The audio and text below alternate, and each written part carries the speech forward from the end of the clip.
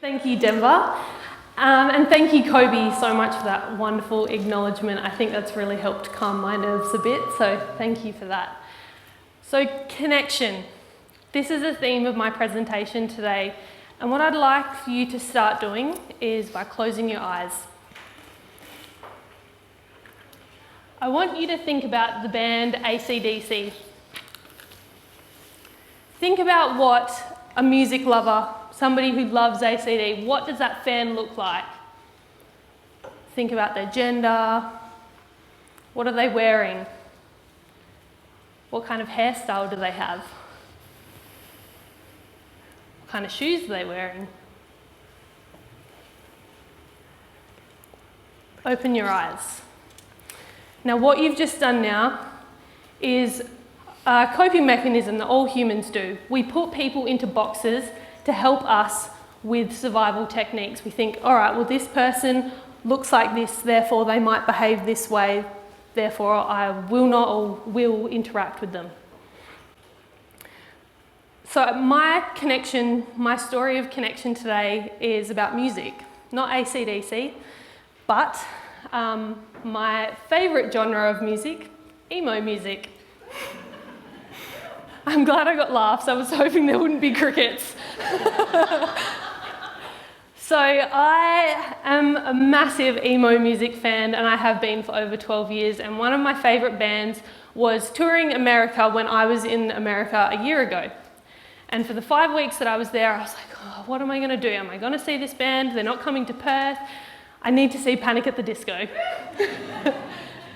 So I made the decision I was going to go by myself. I wanted to draw the attention of the lead singer because I love him, and I wanted to create a sign. The trouble is that I was going to the baseball the same evening, and the baseball Dodger Stadium wouldn't allow me to take in a sign.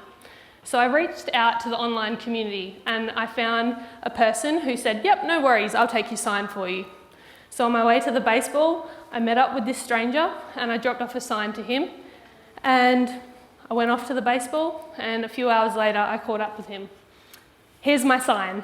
So if you're the person that went, woo, I hope you get my reference here. Awesome. So the power of connection brings people together from across the world. I was by myself going to this venue with thousands of other Panic at the Disco fans, but the person that it brought me to was art. Now, looking at us, you wouldn't think that we would be people that would connect with one another. Art has recently turned 40 years old. I'm 27, so we've both gone through our emo phases at different times. But the power of how we can come together based on what connects us rather than what makes us different is what this forum is all about. And Art and I still talk, and as a result of me wanting to share this story with you, I found even more connections with him.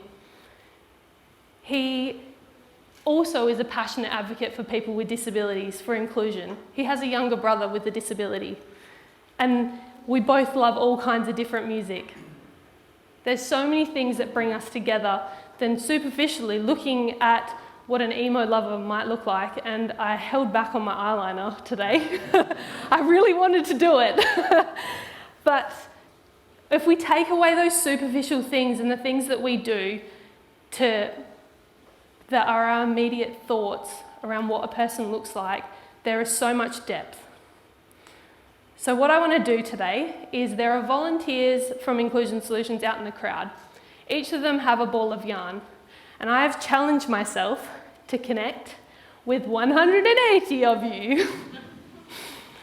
So what I'm going to do, I had to do that because Denver called me the boss. It was a deal. What I'm going to do is I'm going to go through a series of questions. If the question on the screen is something that you connect with me on, I'd like you to raise your hand, and one of the staff members is going to pass you a ball of yarn. So hold on to that and pass it on to the next person who has their hand raised. Now, my first point of connection when I'm looking for connection is this question. Who's visited 2J? Awesome. Okay, great. Yep. All right, we're going to move on to the next question. If you haven't gone to 2J, you should. It has the biggest Christmas shop in Australia. Who loves brunch?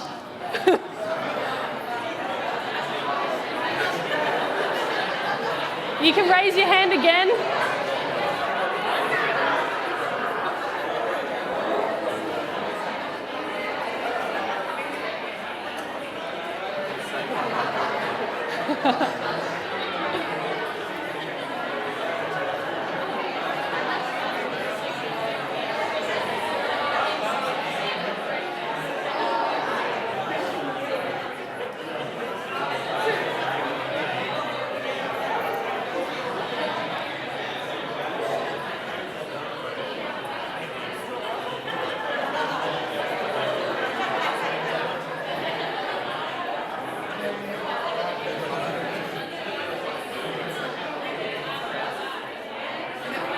Okay, next question.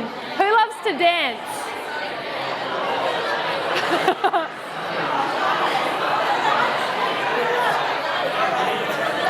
That's all right, I think people are.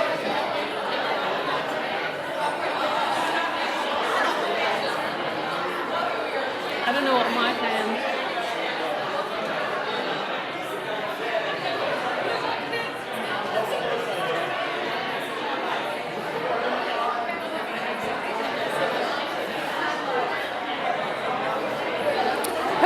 Maths at school.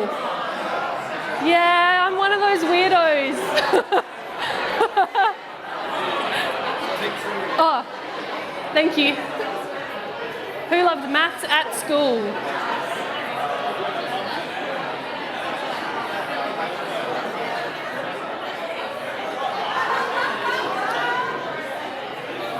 I don't. Who has a niece or a nephew? Oh wow, that's a lot of us.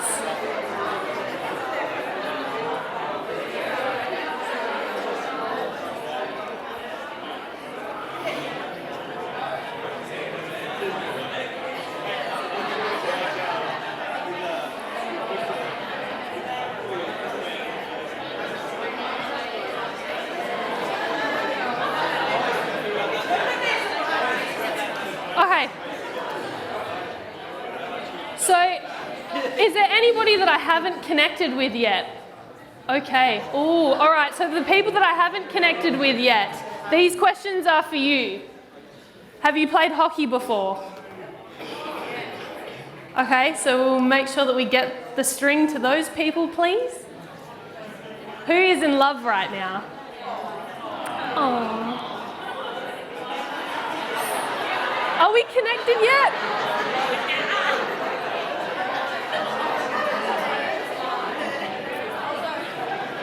Can we get one to this lady here in the middle?